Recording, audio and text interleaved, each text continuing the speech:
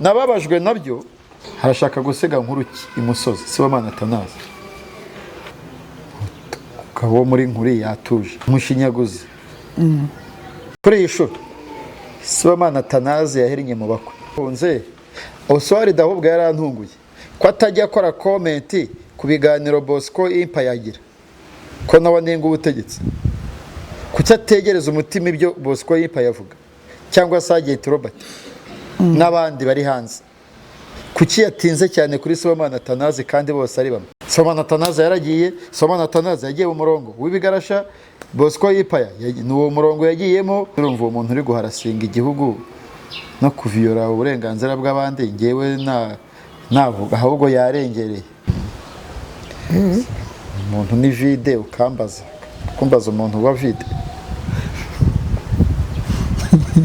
ukambaza umuntu udafite ikintu ahomba ntacyo aramira ntacyo ahomba ntacyo yica ntacyo akiza reka nkubwira ushobora kuba utari ufite amakuru sinya mvuga kuri Kirahinda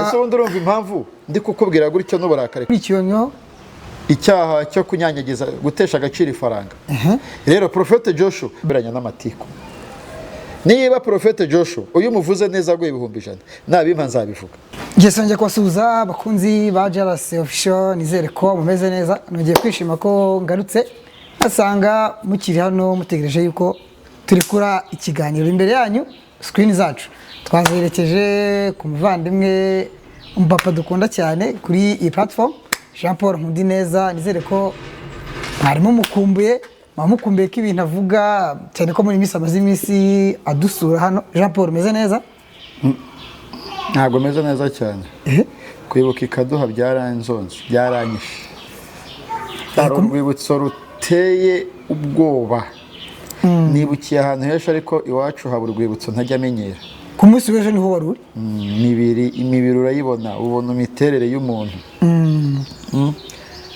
watinyemo oya nsanzwe mbizi ariko nuko binyica nta kintu kiri muri rwibutso ntazi kuko nukoramo ni umugore wa Grand Frère ngo rero ndabizi mama Shatari niho akora ariko urwibutso rwa Kaduha uteye ubwoba harimo imibiri nyamibiri ifatika niba sinzi ukuntu bayiteye imiti iyindi barayishyinguriye ngiyo nyine ikimenyetso cyerekana ko Ikaduha mu Bunyambiriri habereye jenoside yakorewe abatutsi muri Mata 1994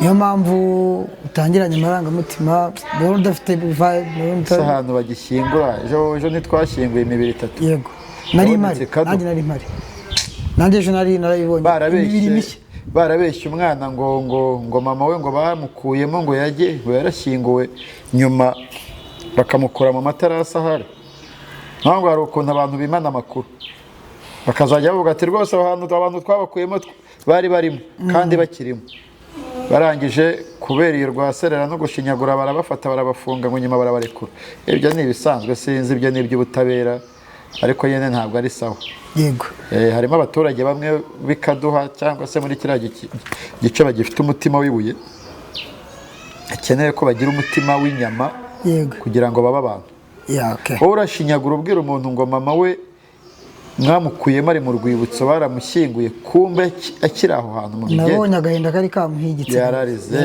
namubonaga mbona yacitse intege no kugenda byanze so uyu mudamu se ndikubona yego arimo ararira so uyu nguyu yego okay yihangane ariko uriya mudamu ngewe nzamutumira ambwira ukuntu bamuzutaguje bamubeshya ngo mama we baramushyinguye kandi ari ukumushinyagurira ngiye kuzashaka perezida wa Ibuka w'umurenge wa Kaduha amunzanire kabisa aze kuri Karasike tuganire aha ni iki rero by'umunsi nk'uko abantu bamaze kubimenyera ko udusura hano tukamena habiri tukaganira ukadusangiza ibitekerezo byawe ukagira bimwe twigira mu biganiro byawe ni wituganira ku bihari ku mihanda ndabona nibimaze iminsi bivugwaho abantu batubivugaho rumwe ku mugabo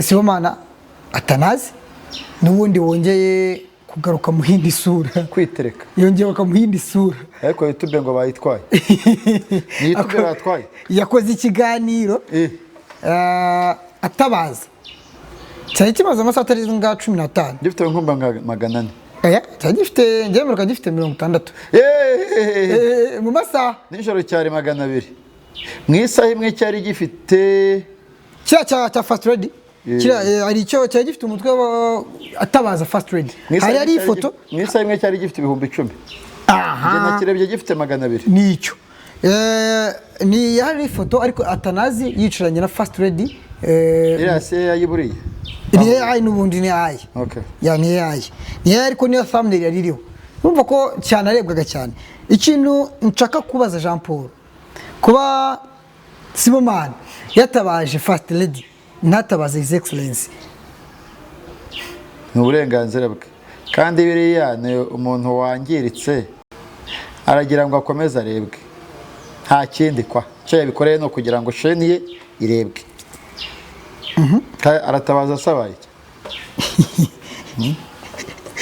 dore ko anashimangira ko ubwe ikiganiro kiriho ntabwo kikiriho kuki kitariho cyakuweho na YouTube kubera iki violation na harassment none se urumva umuntu uri guharasinga igihugu no kuviyora uburenganzira bw'abandi ngewe navuga ahubwo yarengereye ntawamuhakinze ntawashimuse YouTube oya YouTube yagikuyeho ngo YouTube yafashe amagambo yavuze mu kinyarwanda bakayashyira mu cyongereza bakumva ibyo yavuze yego niyo mpamvu bagikuyeho nishereza n'ibindi byose ushobora kubona uzabona babikuraho cyane ko unese ko ashimangira ko guhisha abatutsi muri jenoside hanyuma ngo abe ari nawe uyatubaye amateka yewe natanze umucyo uriya musaza nawe ari mu bapfobya kandi ahengereye mu gihe cyo kwibuka amateka reka tuvuge ngo ari mu Bugande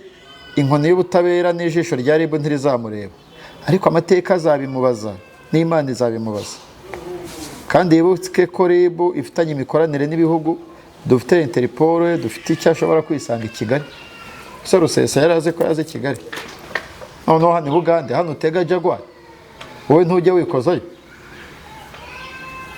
ashobora kuba atari ni Bugande kiriho nuko yahunze ariko amategeko natayimubaza ibintu ari gukora Imana izabimubaza Imana nitayimubaza amateka azabimubaza harashaka gusiga nkuruki imusozi Sibomana Atanazi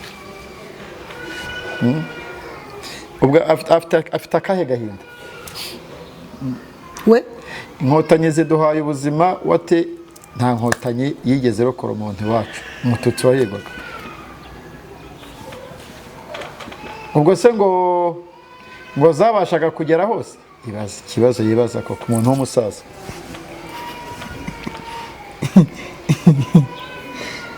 gusa abantu benshi bafite ukuntu bamwubahaga kuko ari umusaza akora n'ibitaramo ariko hano yanyaye nk'eherye yaherinnye mu bakwe kuri iyi shuri Sibomana Atanazi yaherinnye mu bakwe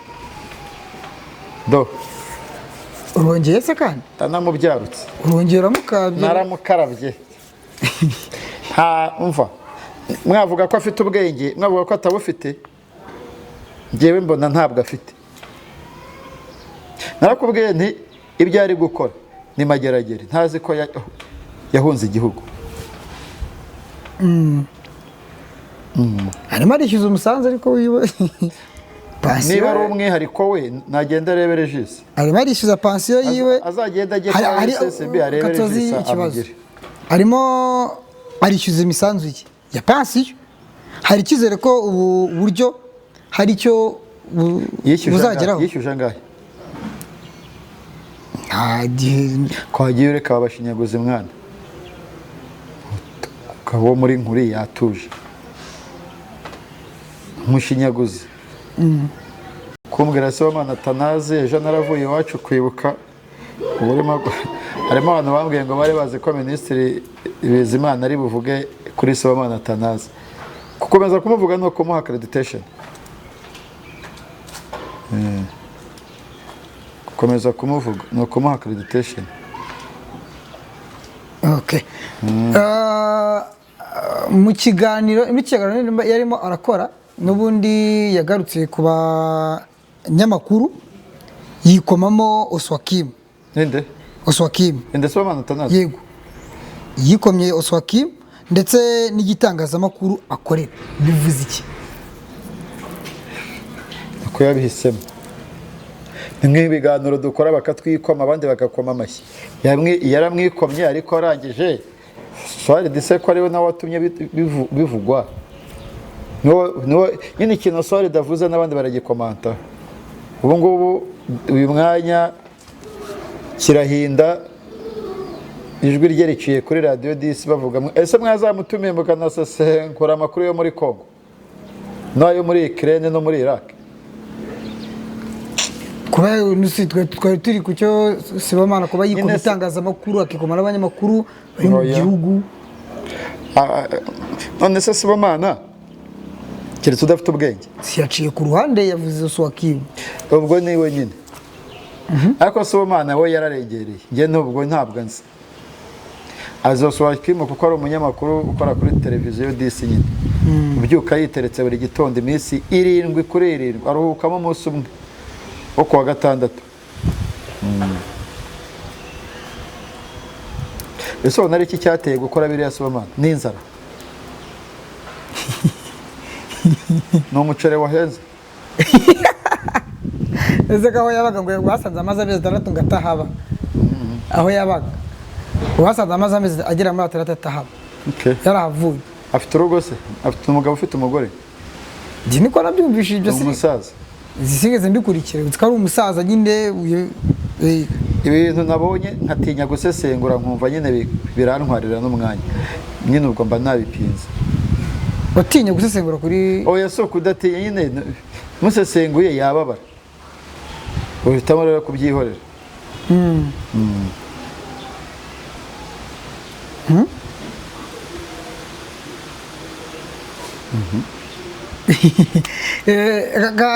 Gangubaza no kuri iki kibazo kuri Oswakim wanenzwe gukotinga Pastor Claude ubivuga iki koro Jean Paul?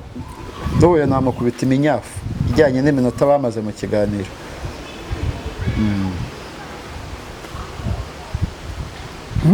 Ntabwo biri sawa. Bose mbwiza ukuri Claude wamutumira umubaza iki? Ko abavuga yisimbiza ko ngo ni ibintu bimushika. Yamutumiye nk'umuntu wagiye gutara inkuru ataka nkande. Yagiye nkande. Yagiye nka Claude w'umunyamakuru. Sawa. Swaki uzatumire na Fils.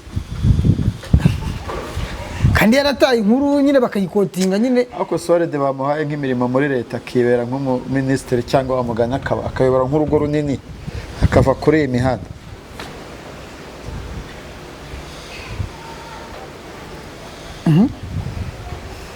Nyine niba yatumiye kirahinda bakamukemanga ibaze nawe nta kintu avuga Swalde turaziranye tudapfa ubusa gusa duhura nzamubwira nti hapo natinye.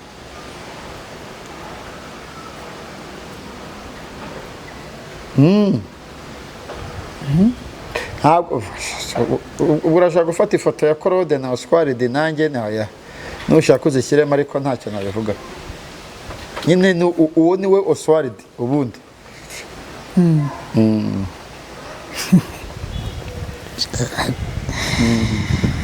Bamwe batura musaza ashobora kuba ari Bugande abandi mu Bubiligi aho yaba ari hose yarahunze bigendanye n'igisubizo cy'ubugenzacyaha RIB.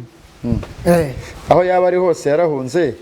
Oswald ahubwo yarantunguye ko atajya akora comment ku biganiro Bosco Impa yagira ko nawe nenga ubutegetsi kuki ategereza umutima ibyo Bosco Impa yavuga cyangwa Sergeant Robert n'abandi bari hanze.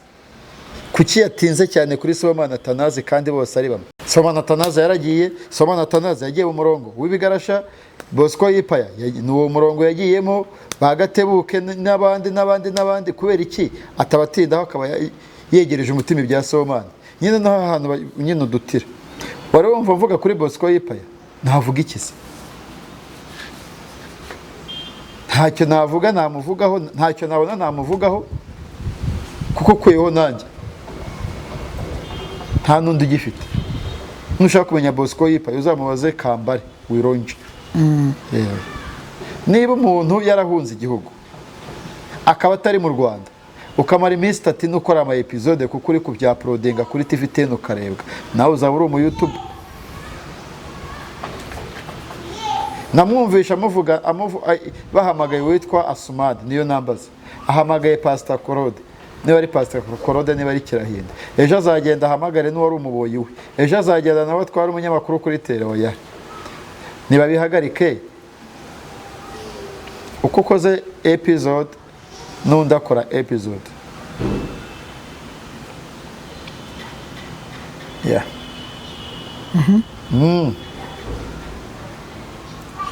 Nuko mbyumva, niko mbibona mu mboni zawe. Birimo shusho ki? Ntayo man, Sibomana Atanazi gutya komeza kumuvugaho, ubwo bafitemo inyungu zindi. Naramukarabye, umuntu nakarabye uramumbazaho iki? Neze Jean Paul, uko Pastor Claude yitwaye muri iyi kese ya Sibomana Atanazi, ibiganiro agiye akoraho ihute, ubivuga iki? Ni nkuko yitwaye mu ya Jihad, ni nkuko yitwaye mu ya Toxique, ni nkuko yakwitwara mu yanjye, ni ibisanzwe. Umuntu ni vide ukambaza umuntu wa vide. Ukambaza umuntu udafite ikintu ahomba, ntacyo aramira, ntacyo ahomba, ntacyo yica, ntacyo akiza. Reka nkubwira, ushobora kuba utari ufite amakuru, sinjya mvuga kuri Kirahinda, ntabwo ujye muvugaho, ariko udatekereza ko uyamenye.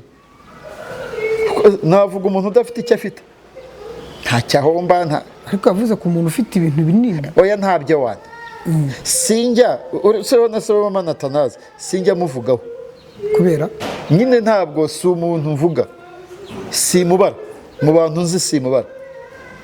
Reka nkubwire, n'ibibazo yagira bibi byiza cyangwa ibibi, ntabyo naraho mvuga ngo ndavuga.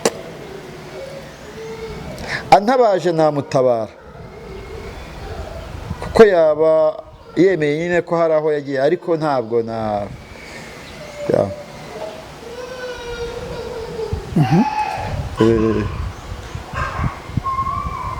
nka data ubwo uko njye ndimo ndabyumva, cyangwa se ko nabonaga ishusho y'iki kibazo. Wowe uri gushaka ishusho ya YouTube, tubwizanye ukuri, ntabwo ari iya YouTube, uri gushaka ntabwo ari iya YouTube. Jean Paul, nta kibazo gihari. Claude avuga kuri Sibomana Atanazi uko Oswald yamuvuzeho, uko namuvuzeho, uko Roger Rutundekana Umurego yamuvuzeho, uko n'abandi bamuvugaho. Kubera icyo uri kumutinda, shakire title n'amatamuneri, ariko ube mukuru, umuntu munini. Jewe naguhaga amapeti ariko ndayakwaka. Kwanza nabonaga uri majoro, nkwambuye inyenyeri, uri kapiteni. Nubona ubaye Suriyetoni, nzahita ntabwo uzasubira hano kuhambona. Umuntu yavuzweho n'abandi, uri gutinda ku bandi. Hari umuntu ntajya mvugaho, kandi narabikubwiye. Kirahinda, Magashi, Bosco Yipaya, nabuvugaho iki koko? Niyo wambwira ngo yaneye mu isoko, ntakubwira sawa, nibwo bwenge afite. Kuvuga Claude nta cyaba kitando,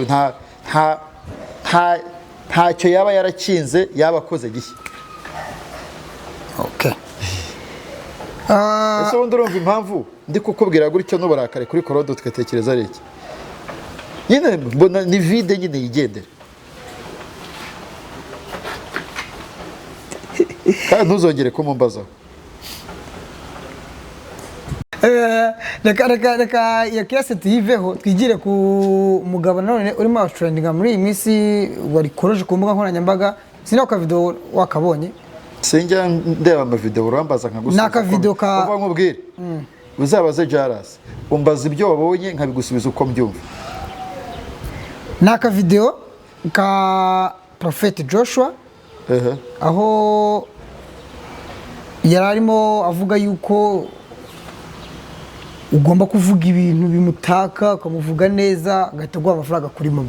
Ariko abantu nk'urugero nyine ukava ati gende ATM mashini nyine. Oya, okay, ibintu bimutaka Prophete Joshua, nishimiye ko wabonye ubutabera kuri 31 z'ukwa 12 2025 ukarekurwa nturira umwaka muri gereza ugasubira mu buzima busanzwe.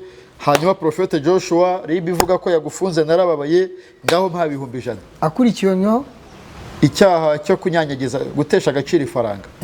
Rero Prophete Joshua nababajwe nabyo,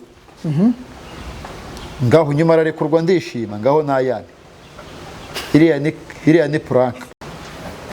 kandi abantu yaguhaye se nawe mubwire ko umukunda, wemere iriya nzobe ko ukunda imiterere ye, ngaho naguhe 100,000. ariko abarimo arahimo kuri kamera akavuga ko yabahaye ni prank, bari gukwirakwiza ibihuha.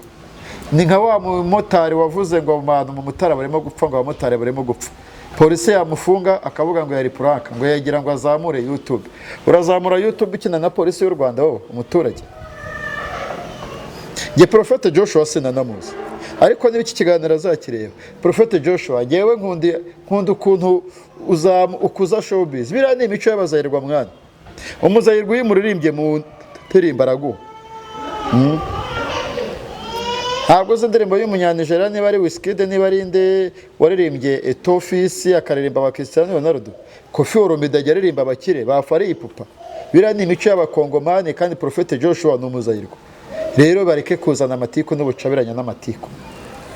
Niba Prophete Joshua uyu muvuze neza aguye 100,000, nabimpa nzabivuga. Nimero yake no pucho ni inshuti ye. Urayigira nimero ya Prophete Joshua? Aha, nuyibona uzayimpe mubwire ne rwose nzahitamo hari iki kiganiro. Ibyo abapfu biribwa nabo biyepfu. Ibyo abapfu biribwa n'abapfumu. Utazi ubwenge ashima ubwe, kandi ubuze ubwenge Imana irakureka.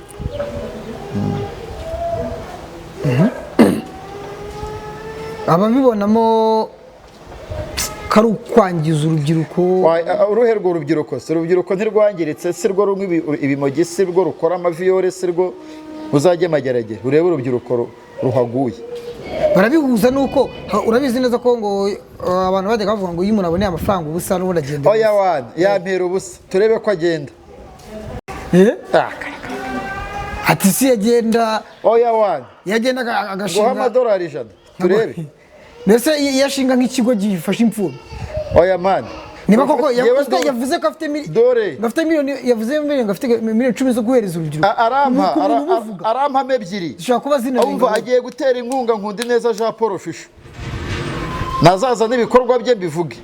Nashaka jyambwira ati uhereye umunsi buri kiganiro uzajya ukora ujye uvuga iminota 60 uvuga nzajya nguha $1,000.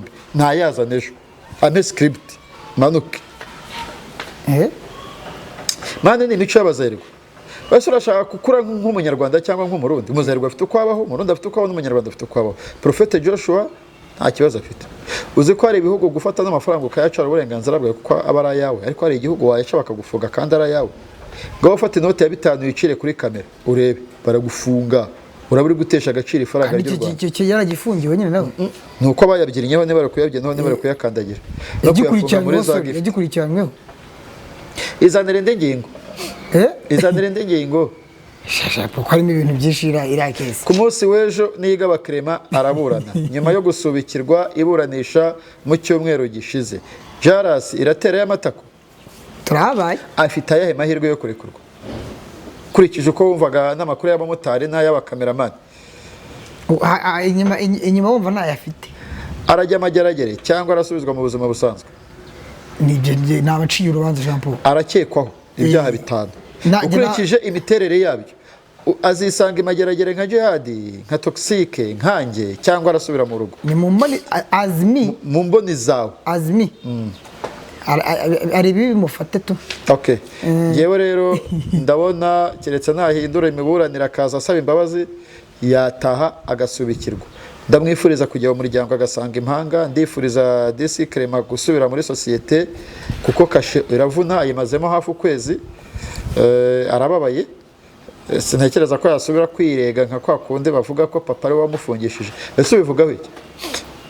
Ifungwa rye rikomoka ku kiganiro yakoze kuri BTN na Papier Empire. Nese niwe wazanye abahigi. Niwe wavuze abahigi. Se nawe wazanye Twitter. Si wava we papa ararengana. Papa ararengana. Ararengana pe. Ndagushimiye. nitwa Jean Paul Nkundineza. wowe witwa?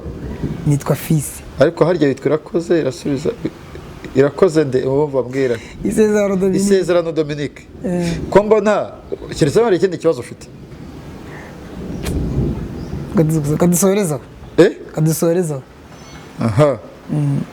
Ndagushimiye.